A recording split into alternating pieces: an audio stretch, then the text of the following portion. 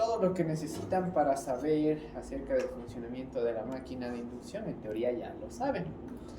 ¿Ya? Principalmente por el hecho de que ya analizamos la máquina sincrónica. Y ambas máquinas, al ser rotativas, comparten muchas características, ya con respecto a algunos de sus devanados, principios de funcionamiento y principios para la modelación. Entonces lo que vamos a hacer a grandes rasgos es revisar un poquito el modelo ya implementado de la máquina de inducción y posteriormente hacer un par de casos de simulación que nos van a permitir entender un poquito cómo es la dinámica de algunas de las variables de importancia al momento de analizar este tipo de máquinas. Entonces, para recordar únicamente cosas que nosotros ya habíamos visto en el pasado, el principio de funcionamiento de la máquina de inducción, como ustedes sabrán, es la inducción electromagnética, ¿ya? Y el comportamiento básicamente de la máquina va a ser bastante parecido a lo que habíamos analizado con respecto a los devanados de amortiguamiento, ¿ya? Y adicionalmente, para que no quede nada en el aire, todo lo que sea necesario con respecto al funcionamiento de este tipo de máquinas, nosotros lo vamos a poder representar a través de una curva que ya les había mostrado previamente, que básicamente es la relación que existe entre la velocidad mecánica o también deslizamiento y el torque mecánico que puede producir o puede consumir la máquina de inducción. Ya, para poder entender un poquito mejor este comportamiento, tocaba definir un punto muy importante, que era el caso en donde la velocidad mecánica era igual a la velocidad sincrónica. Entonces, por principio de funcionamiento de las máquinas rotativas, la velocidad ideal o la velocidad sincrónica estaba dado por la expresión 120 veces el valor de la frecuencia sobre el número de poles. Recuerden, eso quiere decir que la velocidad sincrónica depende de la característica de la red a la cual nosotros le conectemos la máquina y también dado por características constructivas. Entonces vamos a tener máquinas que puedan funcionar a 3600, 1800, 900, 450 revoluciones por minuto o su equivalente, dependiendo de las características constructivas. ¿Ya? Entonces, lo que nosotros vamos a tratar de analizar en este caso es una parte de esta relación torque-velocidad, en la cual básicamente nosotros tenemos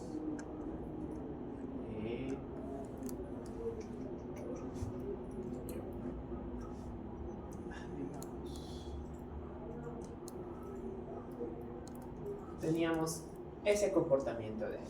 Ya, básicamente podríamos resumirlo en que si la velocidad aumenta, vamos a pasar a una configuración de generador, y si la velocidad disminuye, vamos a pasar a una configuración de motor. ¿Por qué? Porque si nosotros analizamos la parte izquierda de la gráfica, vamos a ver que mientras más disminuya la velocidad, más va a ser el torque mecánico producido por la máquina. Eso quiere decir que la máquina está en configuración de motor y va a empujar a la carga. Ya por el otro lado, si analizamos la parte derecha de la curva, vamos a ver que aumentando la velocidad, la máquina va a tener torque negativo. ¿Eso qué es lo que quiere decir? Que va a consumir torque mecánico y por lo tanto va a, en este caso, tratar de la máquina frenarle a la carga. Entonces, como es un poquito contradictorio esto de tratar de frenar una carga, es el mismo equivalente que tendríamos una máquina impulsora de la máquina de inducción, para que pueda hacer la conversión en donde le entregamos torque mecánico y la máquina produce torque eléctrico. Criterios importantes de funcionamiento: la máquina sincrónica, si bien nosotros la diseñamos para un punto en específico, una entrega de máximo torque o máxima velocidad, como cualquier máquina, va a estar en capacidades de trabajar en diferentes puntos, de la misma manera que teníamos con la máquina sincrónica. Solo que en este caso la variable o los límites dados por la máquina va a estar dado igual. Con respecto a límites de corriente de los devanados y también límites de torque o potencia eléctrica que puede producir la máquina. Ya representados en esta curva de aquí, yo voy a tener básicamente un torque máximo que puede producir y un torque mínimo que puede consumir. Entonces aquí básicamente sería el punto en la máxima generación y aquí sería el máximo empuje, por así decirlo. Ya si nosotros nos vamos por velocidades muy pequeñas, ocurre la característica de que o estamos sobrecargándola a la máquina, eso quiere decir que podemos tener sobrecorrientes o exceder el valor nominal de las corrientes, generando sobrecalentamientos y reduciendo la vida útil de la máquina. Y si nos vamos por la máxima generación, si aceleramos demasiado la máquina, podemos tener inconvenientes mecánicos, que en este caso pueden verse reflejados a manera de oscilaciones, vibraciones, ya que con el tiempo y el constante esfuerzo mecánico que pueden soportar los elementos físicos de la máquina pueden ocasionar desgastes o daños en la máquina como tal. Entonces, para evitar cualquier inconveniente, ya sea desde la parte eléctrica o desde la parte mecánica, vamos a tener límites de funcionamiento.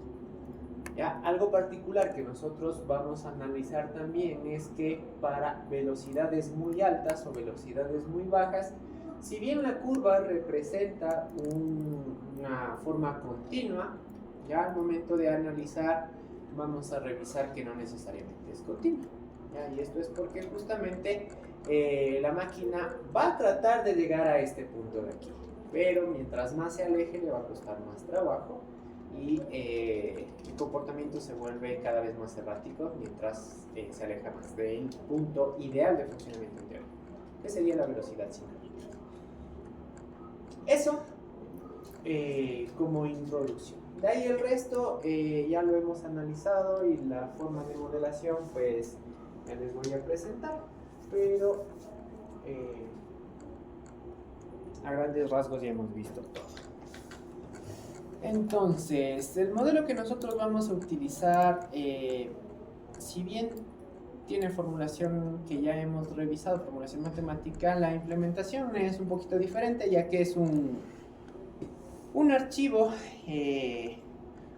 prácticamente el mismo que ustedes pueden encontrar en el material del libro que les había pasado en la práctica 3 o 4 creo que era, o que lo pueden descargar directamente desde la página de MathWorks, que sería el material del libro Dynamic Simulation of Electrical Machinery. Cierto.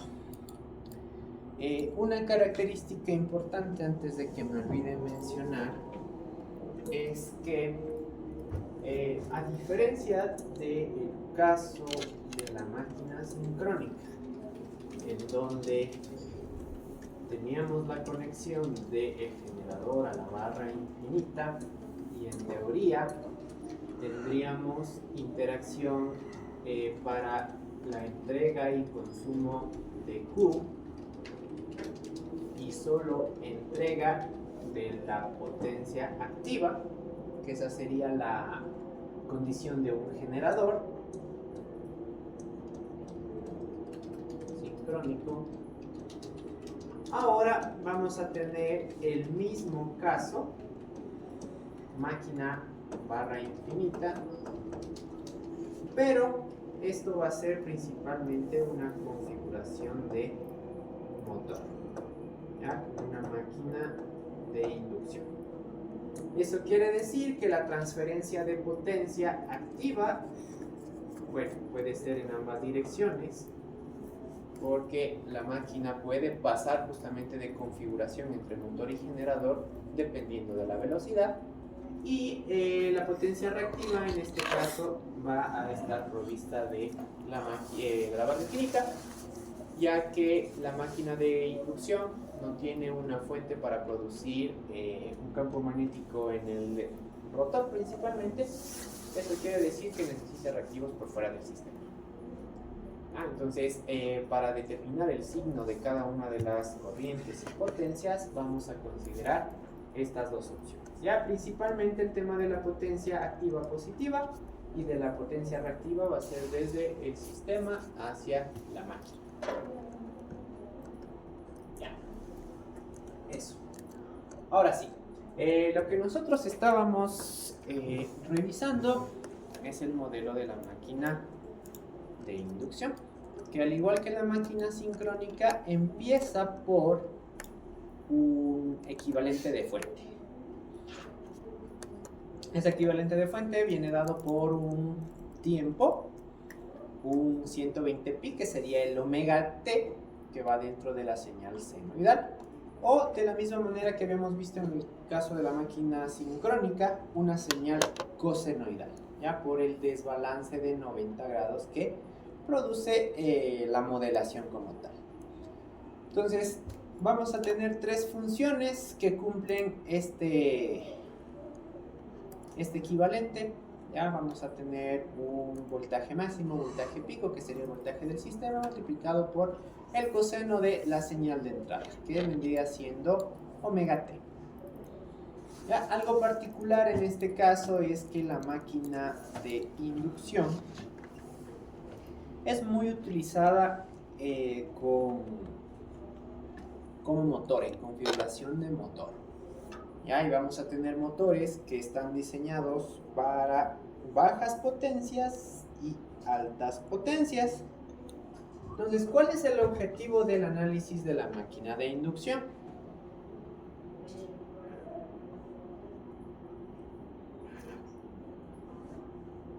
¿Ya creen que el análisis principal sea solo el estado estable o el estado dinámico cuando la máquina ya está funcionando, o también es necesario ver cuando la máquina arranca? Cuando arranca, ¿no es cierto? ¿Por qué? Las corrientes eléctricas. Exactamente, porque nosotros vamos a tener corrientes de energización de una manera bastante similar a lo que habíamos analizado en el transformador. ¿Ya? Y el hecho de que nosotros tengamos un modelo de la máquina máquina de inducción, nos va a permitir que, así como teníamos la posibilidad de, en la realidad, de analizar qué es lo que pasa con la máquina cuando aplicamos diferentes métodos de arranque, ahora en el modelo, en teoría, también podemos realizar esas diferencias, esas variaciones. ¿Ya? Entonces, para este caso que vamos a realizar en la práctica, ustedes van a tener el caso en donde la máquina está conectada en Y. ¿Ya? Por lo tanto, ustedes van a ver que se generan voltajes para las fases ABC, y adicionalmente también van a tener una señal que viene de una realimentación del sistema como tal, que corresponde al terminal del neutro. ¿Ya? Entonces, de esta manera nosotros complementamos la conexión en Y. Ahora, si quisiéramos analizar una conexión en delta, sería necesario realizar algunas modificaciones, principalmente con el tema del neutro y también el voltaje de la fuente, porque en cada caso va a ser un poquito distinto. Pero bueno, como cualquier máquina rotativa, nosotros vamos a empezar con una transformación del sistema de unidades. Como pueden ver aquí en el primer subsistema, tenemos un bloque que me permite pasar de un sistema ABC a un sistema QD0. ¿Ya? ¿Qué transformada deberíamos tener aplicado aquí? Parque. Ya es la que me permite llevar de manera directa el sistema ABC al sistema QD0. Entonces aquí está, en este caso, implementada esa ecuación. Y algo un poquito diferente a lo que habíamos visto en la máquina sincrónica es que debido al tipo de conexión, nosotros, bueno, en este caso vamos a tener el ingreso de corrientes del sistema, fase ABC, y un cálculo de la sumatoria de las corrientes en el estator, ya que sería básicamente la corriente en el neutro. Y para poder tener disponibles los voltajes en el sistema QD0, pues vamos a tener una interacción entre el voltaje cero calculado proveniente desde la fuente y también el efecto del neutro de la conexión de nuestro generador. Ya, recuerden que la componente 0 es la que me permite mantener la información acerca del balance o desbalance del sistema. Por lo tanto, solo en este terminal es que hacemos la consideración de ese neutro. Ya, en este caso, como la máquina de inducción tiene menor cantidad de componentes con respecto a la máquina sincrónica, vamos a tener modelo eléctrico del estator, tanto en el eje D como en el eje Q, y un modelo mecánico del rotor. Entonces la componente eléctrica del rotor en cada eje va a estar ya definido como parte del estator. Entonces, analizando el eje Q, ¿qué es lo que nosotros vamos a tener? La modelación de las máquinas rotativas o las máquinas eléctricas, al igual que habíamos visto en el caso del generador y de la máquina transformador, estaba a base del cálculo de las concatenaciones de flujo o de los flujos magnéticos. Entonces, en este caso, lo que nosotros íbamos a tener, recuerden, era una fórmula general de que la concatenación de flujo de un devanado viene dado por el omega base de la integral de la relación del voltaje, que en este caso es dado por una bobina, más o menos dependiendo justamente de si la configuración es de generador o de motor, la relación que sería R por I diferencial de tiempo. Ahora, ¿cómo nosotros tenemos expresado esta relación de aquí? El voltaje ya viene dado por esta parte y la relación R por I venía dado por la misma resistencia y la multiplicación de los concatenación de los devanados. Entonces, digamos, si es del primario menos la componente mutua sobre la reactancia de dispersión.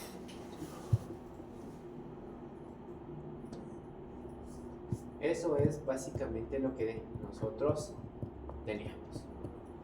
¿Ya?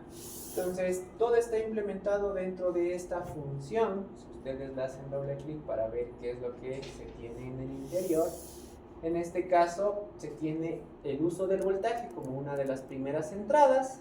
Se tiene, creo que es el signo positivo, más la resistencia dividido para una reactancia de dispersión, multiplicado por la relación de las dos entradas. La resta, perdón, de las dos entradas. ¿Ya? Que me permitiría formar la concatenación de flujo. En este caso, la parte de arriba corresponde al devanado del estator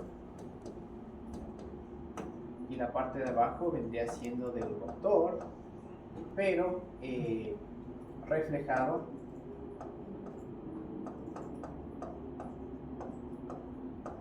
al estator.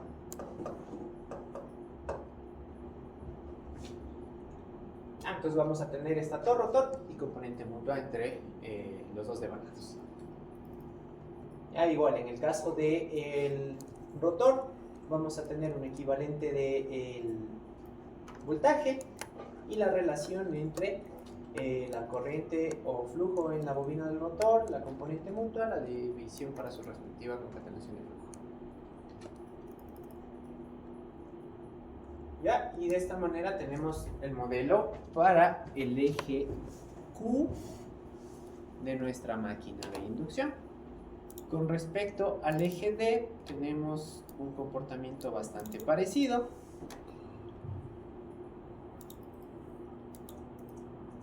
Entonces aquí vamos a tener Q2, que sería el voltaje de la bobina, más la relación RS dividido para XLS, donde la reactancia de dispersión es parte de la corriente, y en el numerador pues la diferencia de la concatenación de flujo en el devanado menos la componente mutua. Todo eso luego se va a integrar para encontrar la concatenación de flujo y se realimenta o se utiliza para el cálculo de las componentes mutuas. Y tenemos ya el modelado de el estator. Ahora, con respecto al rotor, aquí nosotros únicamente tenemos la modelación mecánica, ¿ya? En donde se tiene la ecuación de oscilación, la que relaciona el torque eléctrico dado por la energía provista desde la fuente hacia la máquina, el torque mecánico, que sería cuánta oposición al movimiento tenemos por parte de la carga, y el torque de amortiguamiento, desaceleración, que como les había dicho corresponde a temas de pérdidas o a temas de un poco la inercia. Ya la ecuación de oscilación también depende de H, que es la constante de inercia, cuánta masa tiene la máquina, y con eso podemos encontrar los resultados con respecto a la velocidad. Ya, al final, si ustedes se fijan, la única variable de control que nosotros tenemos para la máquina de inducción es el torque mecánico aplicado al eje. Ya, como no tenemos un devanado de campo, una fuente externa que me permita darle reactivos a la máquina, esos reactivos van a provenir de la fuente, así que no necesito hacer una conexión adicional. Ya, y para completar el modelo, todas las corrientes que se habían encontrado, una para el eje Q, una para el eje D, van a ser utilizadas en una transformada inversa para llevarles al sistema ABC. El último bloque o subsistema que nos hace falta analizar es esta de secuencia cero, que es lo que me permite hacer la transformación de el voltaje que había obtenido por parte de la fuente, ya con la información del desbalance, poder pasarle a un valor de corriente. Ya, como se hace eso a través de una impedancia, en este caso resistencia del estator, y la ecuación, que básicamente es multiplicarle por la omega base, dividirle para la reactancia de dispersión del estator e integrarle. Ya, de esta manera al inicio tenemos voltaje, a la salida tenemos corriente.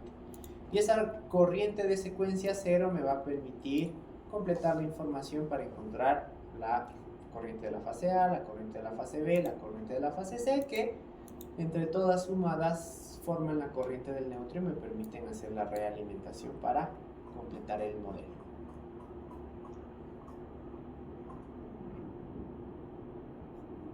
¿Ya? ¿Hasta aquí alguna duda tal vez? ¿No? Listo. Entonces, como les dije, vamos un poquito rápido, más que nada porque se parece bastante al modelo de la máquina sincrónica. Ya, y físicamente una máquina de inducción y una máquina sincrónica tienen el mismo estator.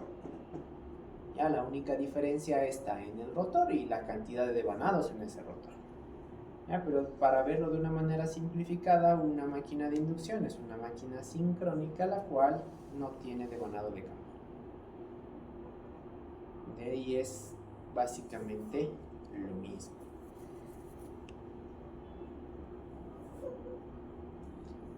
Ya, ahora sí, para poder hacer las simulaciones, ustedes dentro del material de la práctica tenían un script. ¿Ya? Entonces, lo que yo les recomiendo es que el script que dice máquina de inducción script, le abran como un live script. Eso quiere decir que en el directorio ustedes le hacen clic derecho y le ponen abrir como live script. Y de esta manera ya van a tener un formato un poquito más presentable. Entonces aquí lo que tienen que hacer es actualizar la información, que sería práctica 11, ponen su nombre, la fecha de hoy, que sería 7 de julio del 26, y son el GR3.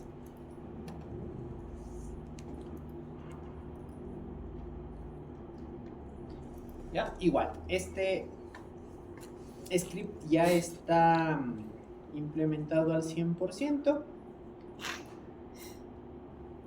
Ya más que nada porque como ya hemos visto prácticamente todo, no va a ser necesario. Entonces tenemos una parte de limpieza y posteriormente la parte de parametrización. Entonces en la parte de parametrización lo que hacen estas dos líneas de código es básicamente cargar información de máquinas diferentes. ¿Ya? Una como referencia de un HP y otra como referencia de 20 HPs. E igual, dentro del material de la práctica ustedes tienen scripts con esos nombres. Y si abren cualquiera de ellos van a ver justamente que se tiene únicamente la parametrización de la máquina. ¿Ya? Pero de manera general, la información que necesita o se necesita sería el valor de la potencia nominal de la máquina, ya tanto activa como aparente, el voltaje nominal de la máquina, factor de potencia nominal, número de polos, frecuencia nominal de la máquina, y luego ya serían cálculos compuestos, y finalmente resistencia del estator, reactancia de dispersión del estator, reactancia de dispersión del rotor de... ¿Cómo es? No es proyectado, es referido al circuito del estator, reactancia de magnetización, resistencia del rotor referido al circuito del estator, cálculo de la XM mayúscula, la inercia de la máquina, la constante de inercia de la máquina y el coeficiente de amortiguamiento mecánico. Ya con esa información se puede completar el modelo de la máquina de inducción y de esta manera ya hacer análisis. Entonces, para la primera simulación nosotros vamos por favor a descomentar el P1HP y vamos a comentar el P20HP. Para primero hacer el análisis de la máquina de baja potencia.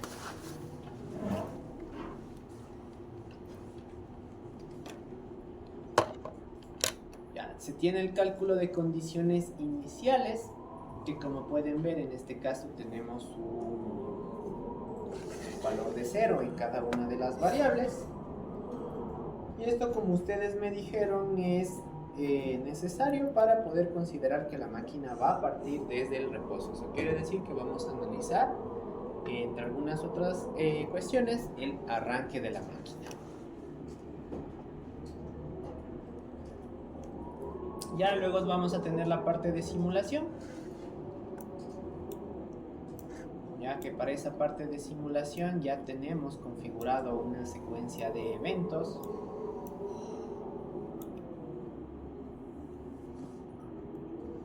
Ya que para que se entienda, grafiquemos un poquito más. Entonces, la secuencia de eventos en este caso me va a relacionar el tiempo y digamos el porcentaje de carga.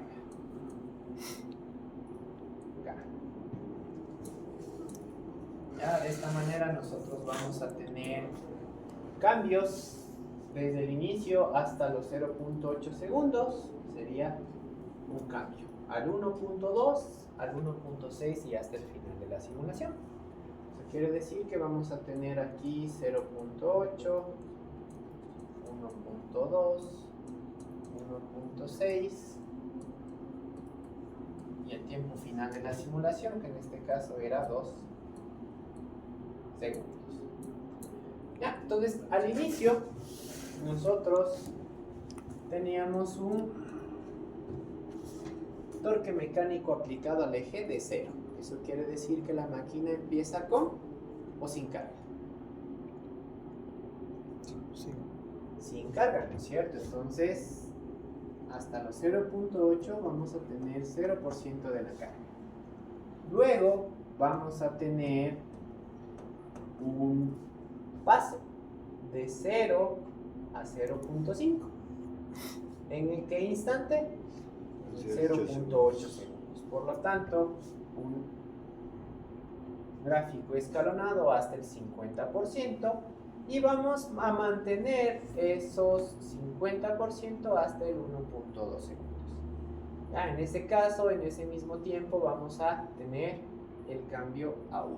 Esto quiere decir que aumentamos o disminuimos. Aumentamos al 100%.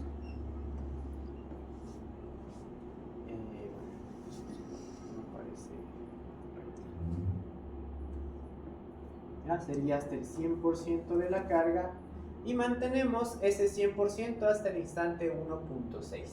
En ese instante, ¿qué es lo que pasa? Disminuimos la carga hasta el 50% y mantenemos hasta el final de la simulación. Entonces algo importante, y a diferencia del caso de la máquina sincrónica, es que nosotros utilizamos el signo negativo para el torque de la máquina. ¿Ya? ¿Qué explicación física tiene el utilizar torque negativo?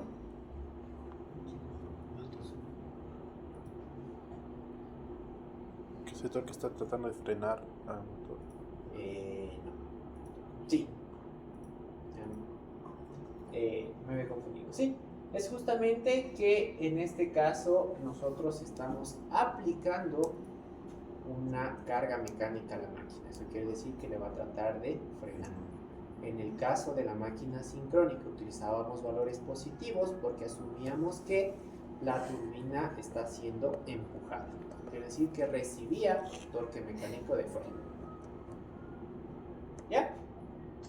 Entonces eso para que no haya confusiones y definimos este caso de simulación. Luego posteriormente lo podríamos cambiar o dejar solo eso, pero para el primer caso queda de esta manera. Luego vamos a tener la simulación del sistema y finalmente la graficación. Entonces en este caso vamos a graficar el voltaje de la fase A, la corriente de la fase A, el torque eléctrico, velocidad de la máquina. En una última gráfica también la relación torque mecánico en función de la velocidad. Ya la característica par velocidad que habíamos visto al inicio de la clase. Entonces, por favor, corran el código.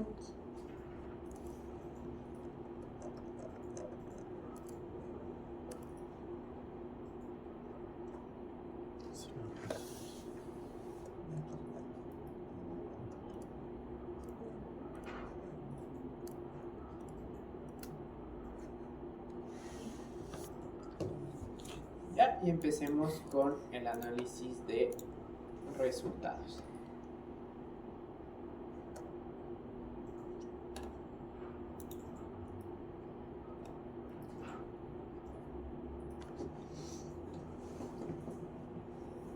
Ya, miren, entonces, para una máquina de 1 HP, que es relativamente baja potencia, si nosotros analizamos el voltaje de la fuente, como asumimos que es una barra infinita, no va a tener ninguna variación. Por lo tanto, van a haber gráficas constantes durante todo el tiempo. Ya, con respecto a las corrientes, aquí no vamos a tener el mismo caso. Entonces, claramente se ve que durante los primeros instantes luego de la energización de la máquina es en donde se tienen los picos de corriente más elevados. Entonces, para saber qué tan grandes o qué tan bajos son los valores de corriente, pueden poner etiquetas. Entonces el pico máximo positivo es de 22.38 amperios y el pico mínimo negativo es de menos 22.44 amperios. ¿Cierto? 20 amperios es mucha corriente, es poca corriente. ¿Qué dice? Mucho. Sí. Ya. Me parece. Con respecto a qué puede ser mucha, puede ser poca. No es la nominal. ¿Cierto? En este caso lo que podríamos hacer es comparar, por ejemplo, con el cálculo que se tiene para la corriente nominal, o se puede hacer también el cálculo con respecto a el valor de consumo durante el estado estable en vacío. Entonces, ¿hasta qué tiempo se tiene la máquina en vacío? Hasta los 0.8. Eso quiere decir que si yo le pongo una etiqueta en un ciclo antes de que cambie, ya me sale 2.53 amperios. Ya, entonces si nosotros relacionamos los 22.44 dividido para las 2.53, son casi 9 veces el valor nominal. ¿Tiene sentido que tengamos 9 veces el valor de la corriente en vacío? Sí, en el arranque. Sí, ¿no es cierto? Durante el arranque, la lógica, o bueno, la literatura me dice que un arranque de la máquina puede tener valores de corriente máxima que van desde los 8, 10, 12, un poco más veces el valor de la corriente nominal. Entonces ahorita sería la corriente de vacío, que no es la corriente nominal, pero si nosotros vemos el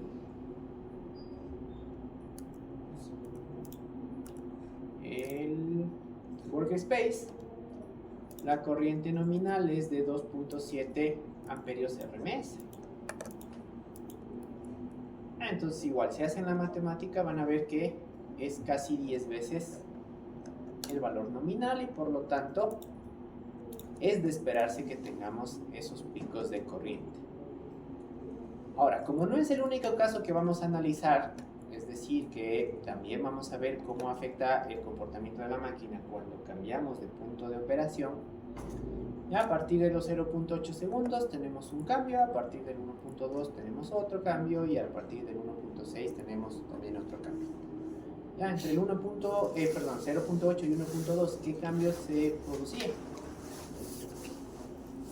Aumento de carga, ¿no es cierto? Entonces cuando nosotros aumentamos la carga mecánica de un motor, ¿qué pasa con la corriente? Tiene a subir. Tiende a subir, tiene una relación directamente proporcional. ¿Por qué? Porque como ustedes saben, la energía no se crea ni se destruye. Eso quiere decir que si yo necesito mayor cantidad de potencia mecánica, tengo que consumir mayor cantidad de potencia eléctrica. De esta manera la corriente de 2.5 amperios sube a 2.97 para llevarle a una condición del 50% de la carga nominal. Entre el 1.2 y 1.6 segundos tenemos un nuevo incremento, que en este caso me permite llevar el consumo de corriente hasta 4.25 amperios.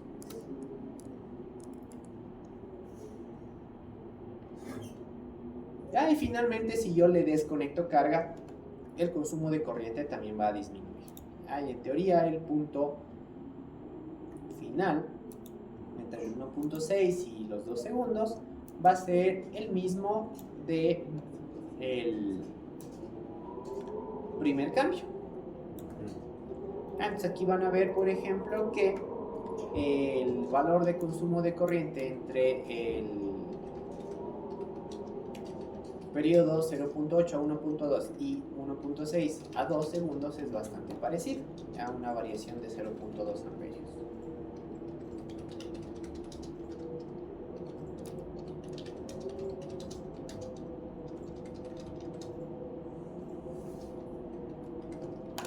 Para la siguiente gráfica nosotros tenemos el torque eléctrico. Ya la cantidad de torque que se produce en la máquina, o la cantidad de fuerza que va a producir la máquina para mantener su punto de funcionamiento.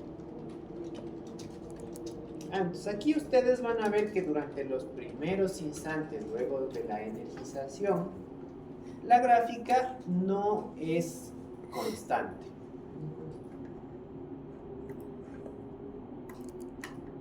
Ahora, ¿por qué se da este comportamiento oscilatorio?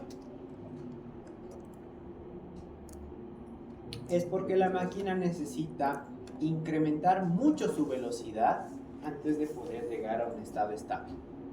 En teoría estamos a la máxima diferencia de velocidad, que sería el reposo, y tenemos que llegar a una velocidad ideal, ¿no es cierto? Entonces, ¿cómo va a incrementar la velocidad la máquina? Produciendo picos de torque. Va a hacer impulsos que le van a llevar cada vez más cerca a la velocidad que necesita estar la máquina. Entonces, en los primeros instantes, como necesita vencer la inercia del reposo la máquina, aquí es en donde vamos a tener los valores de torque más elevados. Haciendo el máximo 16.8 Nm. Ahora, nosotros podemos comparar básicamente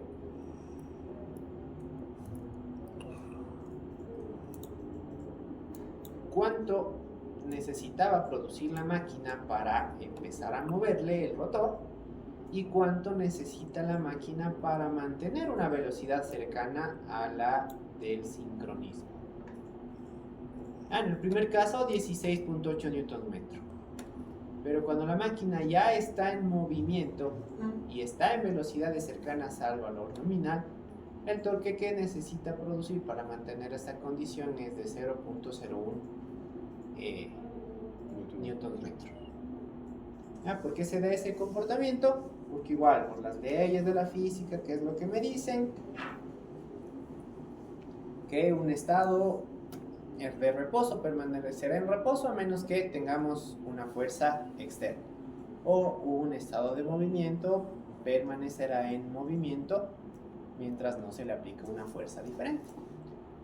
Entonces, ¿para qué necesito yo más fuerza? Para hacer que empiece a girar el rotor o para contrarrestar la fricción que ejercen los componentes mecánicos para mantener la velocidad cercana a la ideal. ¿En qué caso necesito menos torque? Para mantener la velocidad. Para mantener la velocidad. Entonces, por eso van a ver que la mínima producción de torque es cuando la máquina está en vacío y ya está con velocidades cercanas a la ideal. Luego, a partir de los 0.8 segundos, ¿qué teníamos? Un incremento de carga.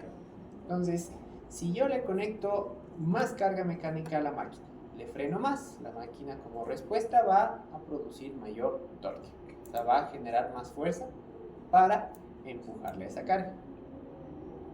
Por eso, de 0.01 Nm que necesitaba la máquina para mantener su condición inicial de vacío, ahora necesita producir casi 2 Nm para mantener la misma condición, cercana al sincronismo.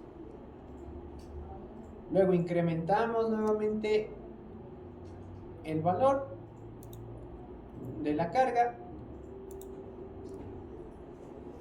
El torque sube a 3.9 y finalmente desconectamos, el torque vuelve cercano a un valor de 2.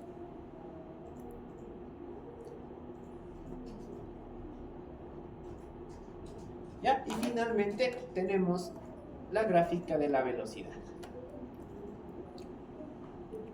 Entonces aquí el torque y la velocidad por lo general tienen una respuesta un poquito inversa. Ya, la máquina va a producir mayor cantidad de torque mientras menor sea la velocidad. Entonces por eso, antes de que la máquina tenga un incremento de carga, la velocidad va a estar en el 0.9998 del ideal. Si subimos el 50% de la carga mecánica, la velocidad baja al 97.82%. Si ponemos plena carga, la velocidad disminuye al 95.33%. Y si desconectamos carga, la velocidad baja al 97% nuevamente. No, la velocidad subiría en el último caso.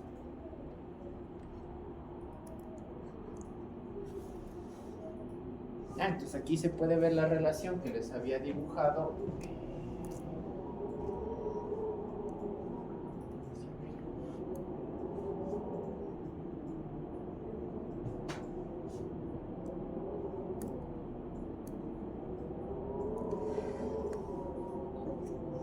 Aquí.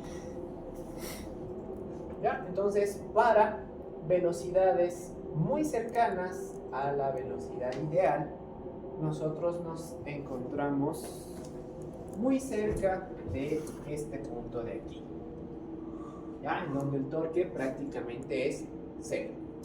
Si es que nosotros disminuimos la velocidad, vamos a aumentar el torque producido.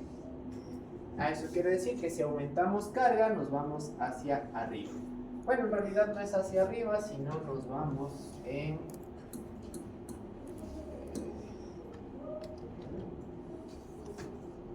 una dirección en donde sube el torque, baja la velocidad. Y si estuviéramos en el caso del generador, nos iríamos para el sentido contrario. Consumimos más torque y aumentamos la velocidad. Entonces vemos la relación inversamente proporcional. Entonces subo torque, bajo velocidad. Subo más torque, bajo más velocidad. Y si bajo el torque, sube la velocidad nuevamente. Entonces siempre nos encontramos en este rango en configuración de motor y abajo en configuración de generador. Ya. Para la siguiente gráfica, que también se produjo dentro de esta primera simulación, nosotros vamos a tener la relación entre el torque y la velocidad de la máquina.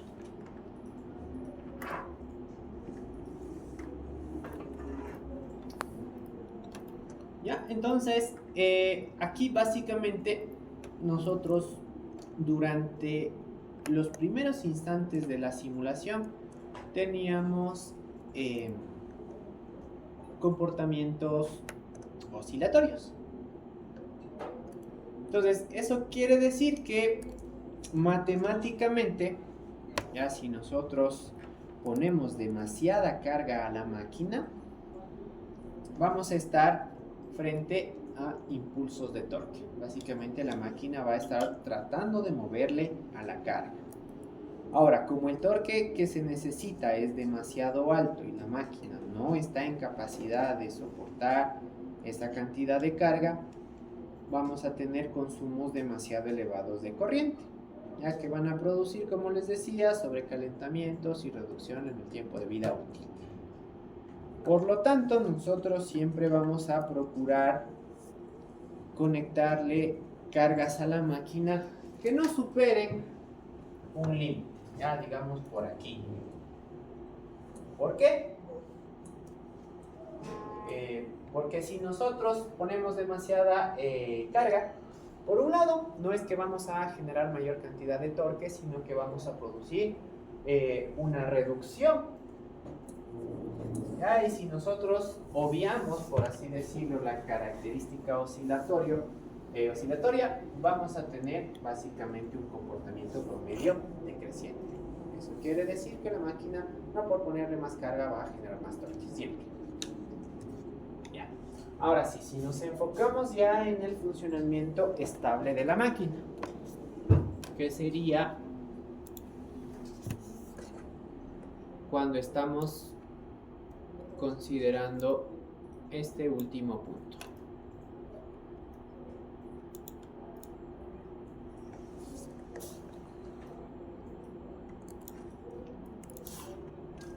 Entonces, En esta condición de aquí nosotros podemos definir los límites operativos para configuración de motor y configuración de generador que les había dicho. Entonces aquí el torque en el 0 me permite dar cuando la máquina entrega torque mecánico o consume torque mecánico. Y nosotros en el eje de la velocidad, cuando está en 1 por unidad, sabemos cuándo se supera o cuándo no se supera la velocidad del sincronismo. Entonces en este caso, si nosotros este gráfico lo dividimos en cuadrantes, este va a ser el primero, este va a ser el segundo, este va a ser el tercero y este va a ser el cuarto. Ya cuando la máquina funciona en el segundo cuadrante, vamos a tener configuración pura de motor. Cuando estamos en el cuarto cuadrante, tenemos configuración pura de generador, porque se cumplen las condiciones. Ya, motor, estamos con velocidades por debajo de la sincrónica y tenemos torques positivos. Cuarto cuadrante, tenemos velocidades superiores a la sincrónica y torques negativos. Ya, el segundo pues el cuadrante 1 y el cuadrante 3, si bien podemos definirle también como configuración de generador o de motor, no son condiciones estables porque no se cumplen ambas características. ¿Ya? Pero sí podemos, al menos momentáneamente, hacerles trabajar en esos puntos o en esas áreas. Entonces, como ustedes se fijan en este punto, la máquina de inducción de pequeña potencia tiene un funcionamiento mayoritariamente, por no decir todo, en todo momento, dentro del segundo cuadrante. Siempre funciona como motor. Y es lo que se espera. Entonces, como es una gráfica en tiempo, nosotros debemos ver el recorrido que tiene el torque y la velocidad. Entonces, como nosotros partimos desde el reposo y llegamos a una condición sin carga, la gráfica empieza desde arriba, ¿no es cierto? Entonces aquí podemos ver que mientras aumenta la velocidad, el torque va disminuyendo hasta llegar a este punto de aquí. Ya que este punto sería el estado estable sin carga.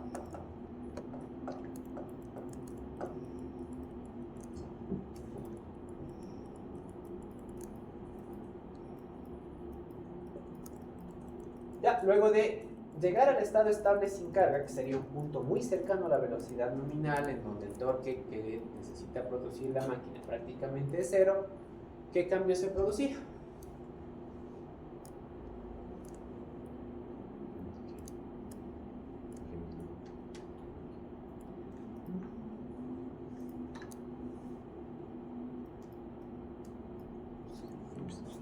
Ya, luego de estabilizar la máquina en vacío, ¿qué se producirá?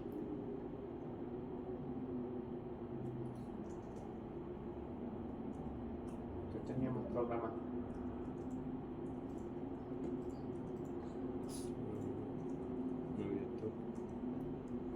Al instante 0.8, ¿qué pasaba con la carga?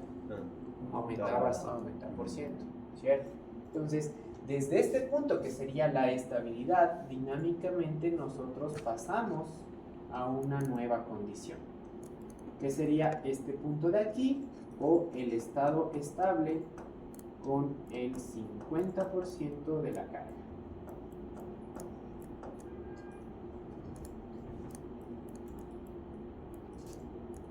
Ya, ¿por qué no equivale al mismo punto en la parte de arriba? Porque la curva de arriba, digamos, es de aceleración para llevar la máquina al estado estable en el reposo. Y ahora tenemos un área, digamos, de desaceleración para llevar a la máquina a la estabilidad al 50% de la carga. Entonces es básicamente como si tuviéramos una curva de histéresis. El camino de subida no es el mismo que el camino de bajada. Luego, ¿qué es lo que teníamos? Un nuevo incremento. Por lo tanto, desde este punto nos estabilizábamos aquí, que sería el estado estable al 100% de la carga.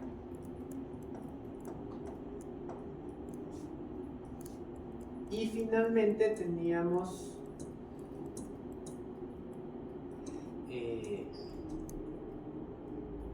un deslastre de carga, una desconexión. Por lo tanto, aquí vamos a tener una nueva área de desaceleración. Porque en cada caso no se superponen las gráficas. ¿Ya? Porque la gráfica de arriba es desaceleración sin carga. La de la mitad es desaceleración con carga. Y la última, la de abajo, sería aceleración con otro valor de carga.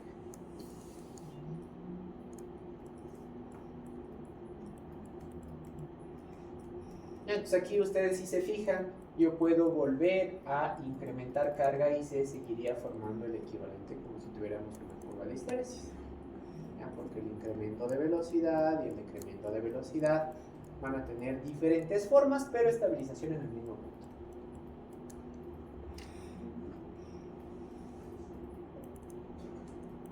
Ya, hasta aquí. ¿Alguna pregunta tal vez?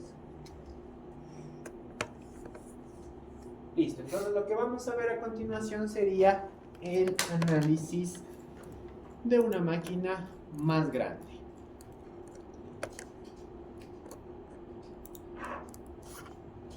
Entonces, por favor,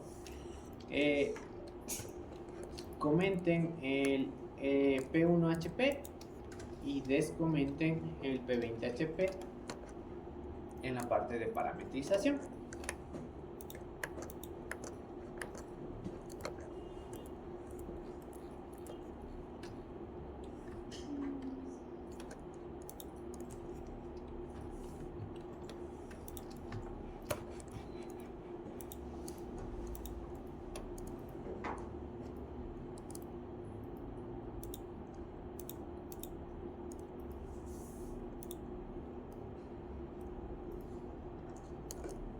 Entonces igual, en el caso anterior, igual que en el caso anterior, si vemos la gráfica de voltaje, al ser un equivalente de barra infinita no va a haber modificaciones.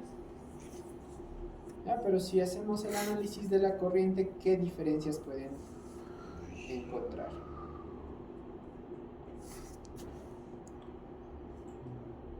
Una mucho más grande corriente. Ya vamos De a tener rápido. picos más grandes de corriente, esa es una diferencia. ¿Tiene lógica que sea de esta manera? Sí, porque es más potencia. Sí, porque la máquina tiene más potencia. Ahora, ¿qué otra diferencia también pueden encontrar? Eso sí lo hicimos. Más, menos oscilaciones. Ya, ¿y por qué tenemos menos oscilaciones?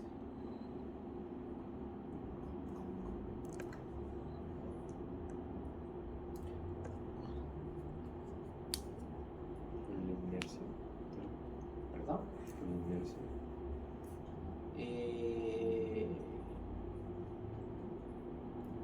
No tanto así, a ver. Como la máquina necesita vencer la inercia del reposo, es que tenemos picos durante los primeros instantes luego de la energización. ¿Ya? Pero en este caso, ¿cuál es la diferencia entre una máquina de pequeña potencia, que era este caso de aquí, a una máquina de gran potencia? La resistencia en devanados. Ya, bueno, vamos a tener devanados en teoría más grueso, deberíamos tener menos resistencia y por lo tanto menos corriente.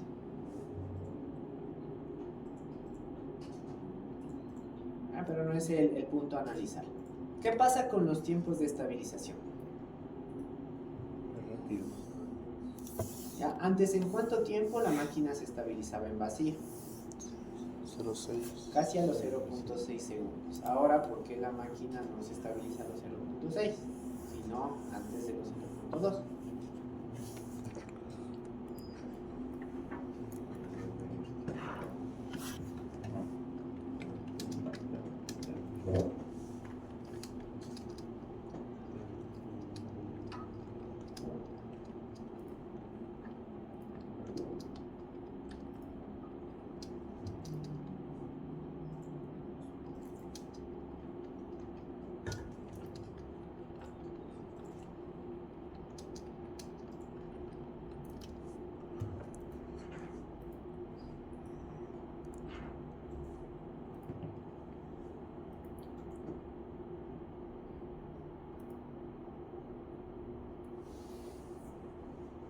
Entonces la máquina se va a estabilizar en menos tiempo porque ahora está diseñada para soportar mucha más carga. Entonces mientras mayor capacidad sea la máquina, tenga la máquina, menos trabajo le va a costar energizarse o arrancarse en vacío. Ya, porque supongamos, si nosotros hacemos la relación de la máquina de pequeña potencia, la carga máxima que puede mover, en este caso, podríamos asumir que es bastante parecido a la masa del rotor. Por lo tanto, necesita mayor esfuerzo para poder llevarle desde el reposo a la velocidad inicial, a la velocidad estable de funcionamiento en vacío. Pero cuando nosotros tenemos máquinas de gran capacidad, ya la máxima carga que nosotros le vamos a poder cargar a esa máquina va a ser mucho más grande que la cantidad de masa que tiene el rotor. Entonces, como tiene mucha fuerza, la máquina con menos impulsos va a aumentar la velocidad. Entonces el hecho de que tenga mayor capacidad de conexión de carga durante el arranque va a resultar en una ventaja. ¿Por qué? Porque no va a producir tantos picos de corriente y va a estabilizarse en menos tiempo.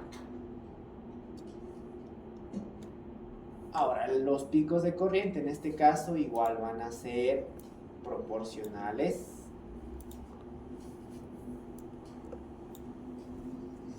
a cada capacidad de la máquina.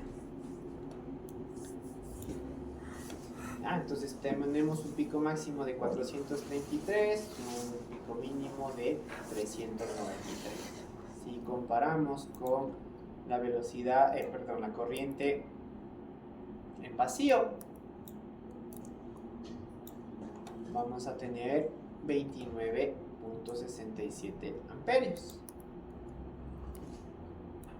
Entonces 433 dividido para 29.30, ya es casi 15 veces.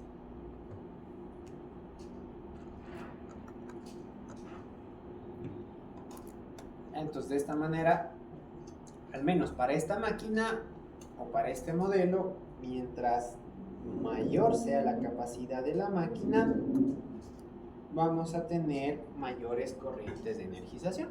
Antes teníamos cercanas al 10, ahora tenemos cercanas al 15. Entonces, como consumimos mucha más corriente, podemos también generar mucha más potencia o torque para llevarle a la máquina a una condición cercana a la sincrónica. Ya, si analizamos los puntos intermedios entre cada cambio, vamos a ver también que se mantiene la relación. Si es que aumento la carga, aumenta el consumo de corriente. Si es que disminuyo la carga, también disminuye el consumo de corriente. ¿Ya? Y algo particular que ocurre en las máquinas de gran potencia es que justo cuando se produce el cambio, ustedes van a ver que se tienen picos de consumo.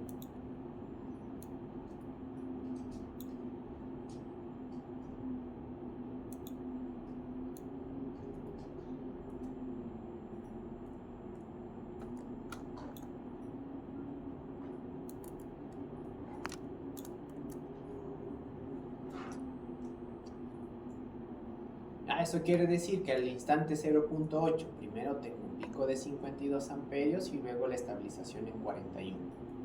Luego, si incremento nuevamente la carga, tengo un pico de 81 y luego la estabilización en 68.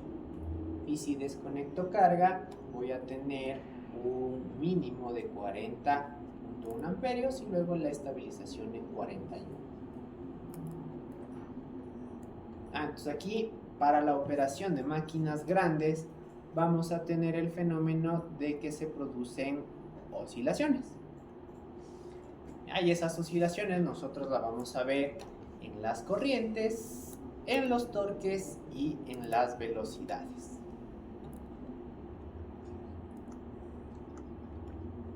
Entonces, físicamente, tal vez alguna idea de por qué podrían producirse estas oscilaciones.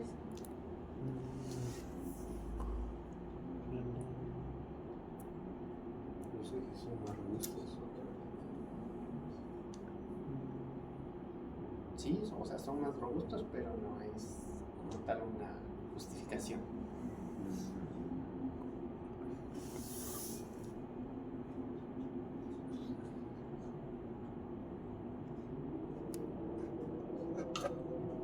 ¿Ideas? No, sí.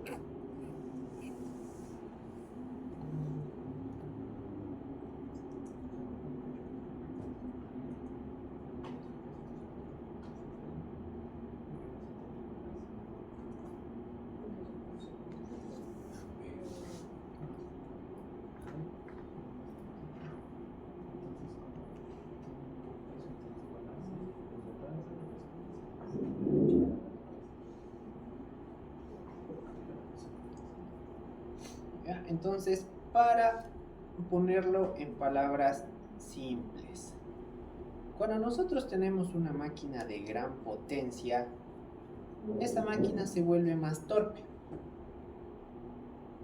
¿ya? O se vuelve más explosiva, por así decirlo. Eso quiere decir que si nosotros tenemos un pequeño cambio, va a sobre reaccionar, porque tiene mucha capacidad de producción de torque. Entonces eso quiere decir que si nosotros generamos un pequeño paso de carga, la máquina va a empujarle demasiado. Por eso tenemos picos de producción de torque al momento de generar el cambio, ¿ya? O picos de corriente, como habíamos visto que tienen una relación directamente proporcional. ¿Ya? En el torque se va a ver de mejor manera esas oscilaciones. Entonces, analizando la curva del torque, vamos a tener que durante el arranque el pico máximo de torque es de 275 Nm.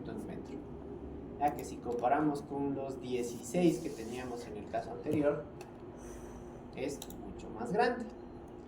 ¿Ya? Y adicionalmente a eso, si ustedes se fijan en el comportamiento de la velocidad o del torque, van a ver que existen puntos en donde el torque se vuelve negativo.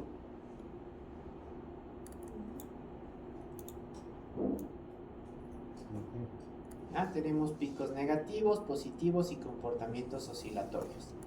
E incluso en puntos en donde aparentemente ya llegamos a un estado de estabilidad, si hacen un barrido entre los 0.4 y 0.8 segundos, van a ver que existen unas pequeñas variaciones entre signos positivos y signos negativos. ¿Ya? Entonces, como la máquina tiene tanta capacidad de producción de torque, es fácil cruzar el límite de la velocidad sincrónica con un mínimo impulso. ¿Ya? Como se vuelve tan torpe, la máquina va en este caso a estar en un limbo entre pasar entre configuración de motor y configuración de generador, por la propia inercia o la velocidad que puede alcanzar debido a sus características nominales, por así decirlo.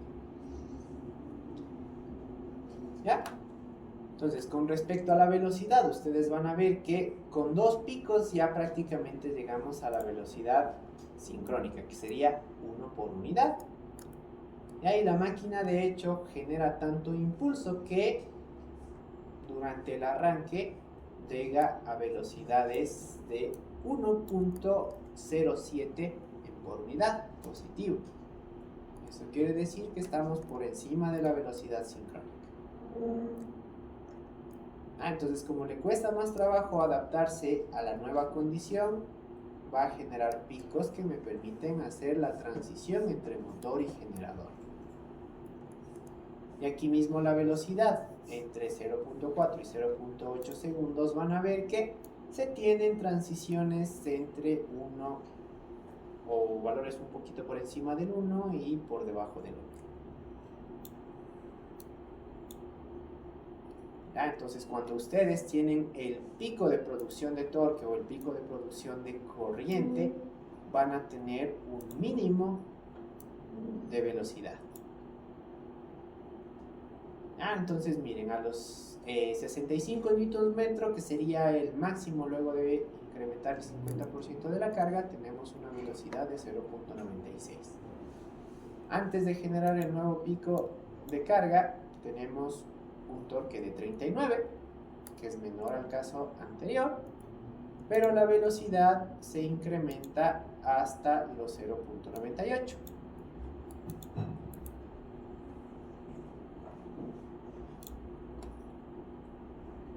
Entonces aquí se puede ir viendo la diferencia.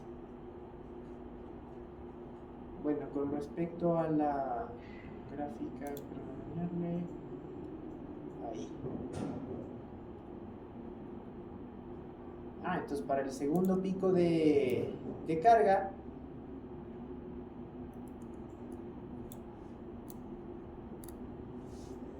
tenemos 102 Nm iniciales, luego la estabilización en 79 Nm. Y eso representado en la velocidad es una velocidad mínima de 0.94 y luego la estabilización en 0.97. Y al final, como desconectamos carga, la máquina deja de producir demasiado torque hasta llegar a un mínimo de 13 y se estabiliza en 39. Mientras que la velocidad momentáneamente sube al 1.01 y se estabiliza en el 0.98, bastante parecido al primer incremento.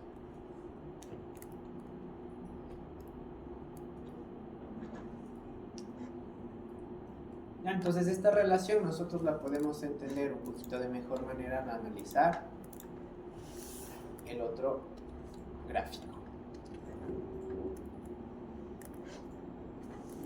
Entonces, si analizamos el comportamiento general de este gráfico, podemos ponernos los mismos límites.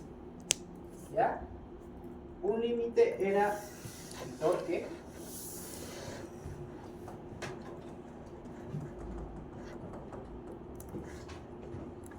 Y otro límite era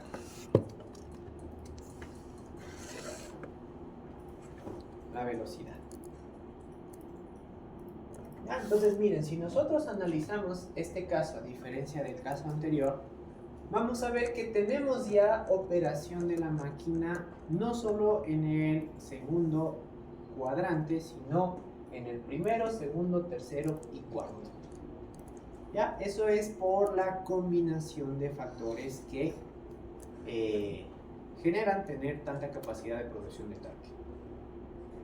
Entonces, cuando yo estoy trabajando en el tercer cuadrante, recuerden, era porque yo estoy consumiendo potencia eléctrica para producir potencia mecánica. En el segundo, en el primer cuadrante estaría consumiendo potencia eléctrica, pero estaría con velocidades por encima de la sincrónica. Esto quiere decir que de alguna manera no está en mi configuración de generador ni configuración de motor, sino parte y parte. En el tercer cuadrante se cumple lo mismo. Entonces cumplo con la condición de la velocidad por debajo de la sincrónica, pero no con la condición de velocidad. Entonces es básicamente una transición entre estados, que se puede entender de mejor manera si hacemos un poquito de eso.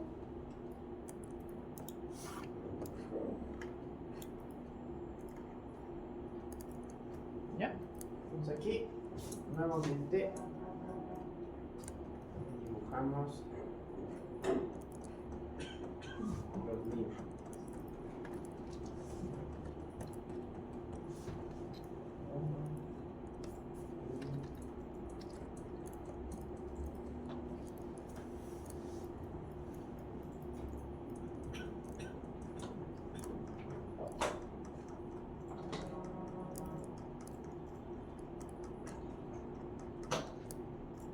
Ya, entonces, para analizar la secuencia de eventos que pasan con las máquinas grandes.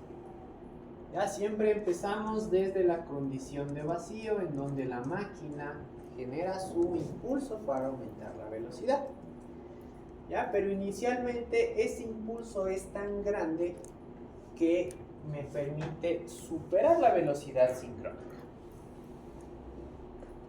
Ya en teoría estaría entre el primero y el cuarto cuadrante, que se acerca más a la configuración de generador. Ahora, ¿por qué nosotros no decimos que en el primer cuadrante está en configuración de generador? Porque aquí todavía está consumiendo potencia mecánica. Entonces, como la transición no puede decir está, digamos, consumiendo 1 megavatio de potencia activa y luego pasa a generar 1 megavatio de potencia activa, pero en una función paso, no ocurre de esa manera, sino que tiene que hacer una transición gradual. Entonces, empieza con un máximo de consumo de torque o potencia eléctrica y luego va disminuyendo hasta llegar a un punto en donde llega a la configuración de generador como tal. ¿Ya? Ahora, ¿por qué no se mantiene en la configuración de generador, sino que empieza a bajar la velocidad? Es porque aquí solo está siendo alimentado por la inercia del sistema. ¿Ya? La carga no es que le va a seguir empujando y va a permitir la configuración de generador, sino que en este caso yo le di un exceso de energía mecánica a la carga para que me permita cambiar de configuración. Entonces, como la carga no me va a seguir empujando, la velocidad va poco a poco a disminuir.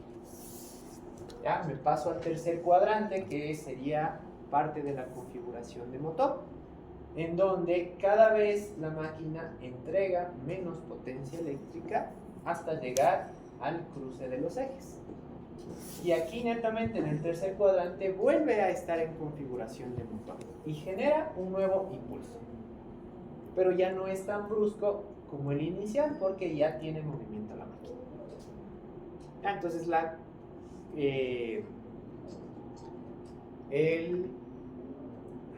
es la palabra? La dinámica oscilatoria que tiene la máquina en este caso es porque le resulta más complicado llegar a un estado estable porque se vuelve más tosca la máquina. Entonces cada vez produce picos menos grandes de torque y por eso voy a tener oscilaciones que en teoría terminan en este punto de aquí. Ya que haciendo relación con el caso anterior sería el estado estable sin carga.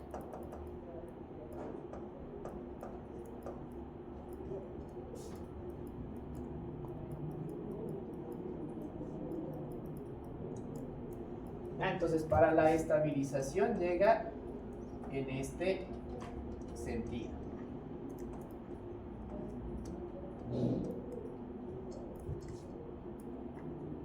Ya luego para cambiar la condición al siguiente punto operativo, que sería un incremento del 50% de la potencia mecánica, tiene otro comportamiento. Igual, entonces baja la velocidad, empieza a subir el torque, produce un pico que le hace pasar entre los distintos cuadrantes. También tiene una ligera condición entre motor y generador. Pero de esta manera voy a tener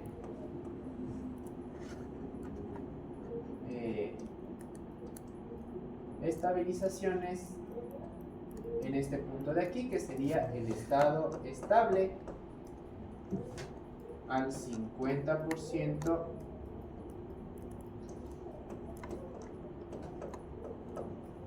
de la carga.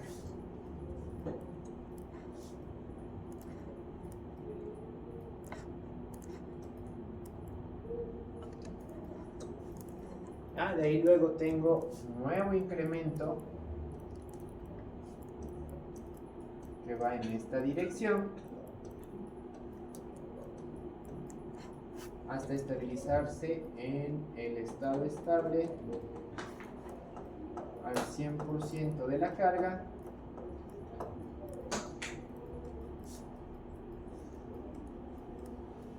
Entonces los incrementos de carga siempre empiezan por disminución de la velocidad, aumento de torque.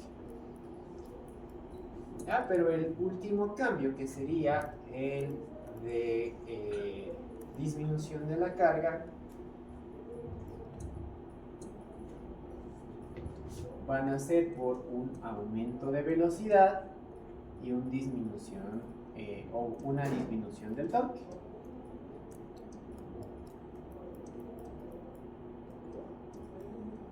Hasta llegar al mismo punto.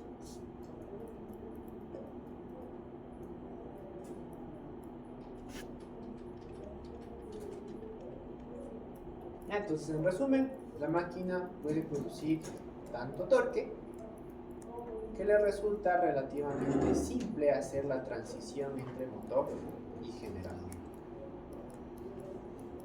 Ahora, ¿cuál es el inconveniente de este funcionamiento? Que yo voy a tener puntos en donde la máquina está produciendo, o más bien dicho, está consumiendo torque mecánico. Entonces, si consume torque mecánico, ¿qué pasa con el torque eléctrico? Tiene que aumentar. Si yo consumo torque mecánico, voy a producir torque eléctrico. La máquina está en configuración de generador. Ahora, el hecho de que yo estoy analizando 2 segundos de simulación va a hacer que esta cantidad de energía puede ser grande, pero no va a ser aprovechable, ¿ya? Por el corto periodo de tiempo. Entonces, al no ser aprovechable, no va a ser una ventaja, sino va a ser una desventaja. Entonces, ¿en qué podría afectar que yo tenga pequeños impulsos o picos de generación dentro del sistema?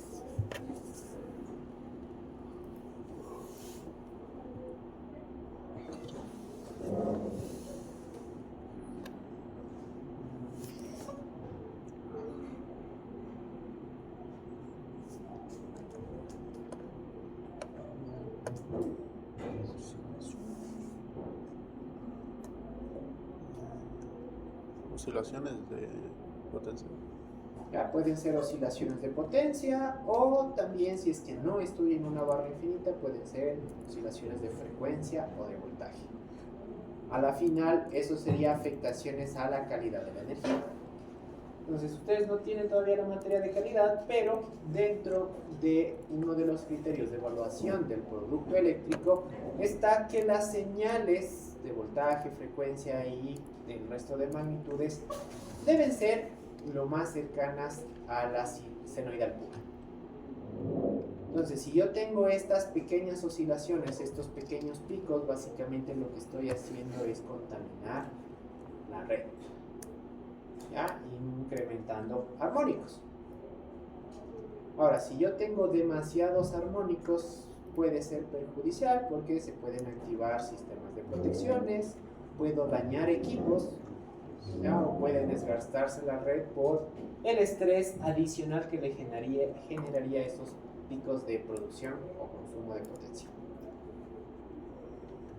Entonces, en máquinas grandes es un inconveniente la operación debido a que tengo este comportamiento. Así que en las industrias, por lo general, se utilizan los motores con alguna forma de control, ¿no? O algún variador de frecuencia que me permita limitar estos puntos operativos no deseados.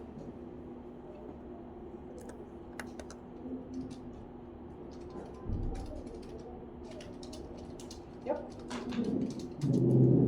Entonces, eso básicamente. A través de estas gráficas nosotros podemos determinar justamente condiciones no deseadas, picos máximos de torque, a partir de qué instante la máquina puede considerarse estable o no estable.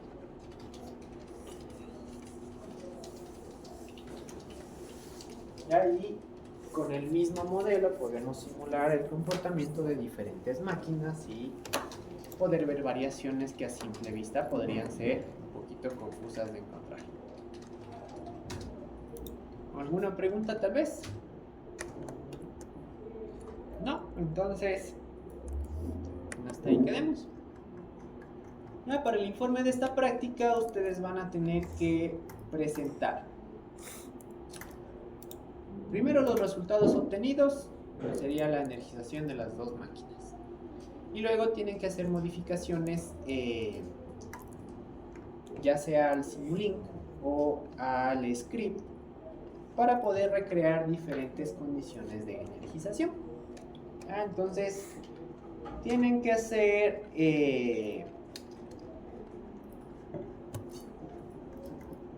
algunos cambios. Entonces, por ejemplo, ahora los arranques que van a analizar son a plena carga. Esto es modificando el script. Con la secuencia de eventos, el torque mecánico le llevan a -1. Listo. Y el Simulink tienen que cambiar para los dos casos. Porque el arranque directo va a ser con conexión nominal en delta, y para el voltaje reducido también es con una conexión en delta. Entonces, ¿cómo pueden modificar la conexión? Entonces, aquí básicamente sería el voltaje que le llega a cada una de las fases, ya teniendo en consideración que el voltaje de fase no es igual al voltaje de línea. Y otra consideración es que en el neutro en conexión delta no existe el neutro. Por lo tanto, la sumatoria de las corrientes ya no sería necesaria. Se multiplicaría por un bloque cero. Constante cero. No, es que simplemente no se suman y no se realimentan.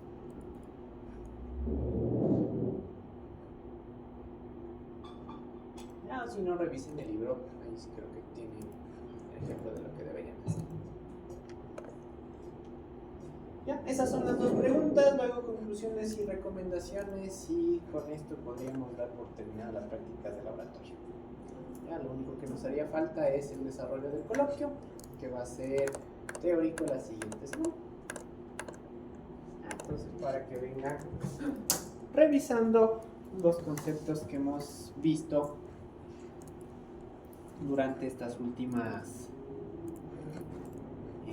6 prácticas de laboratorio.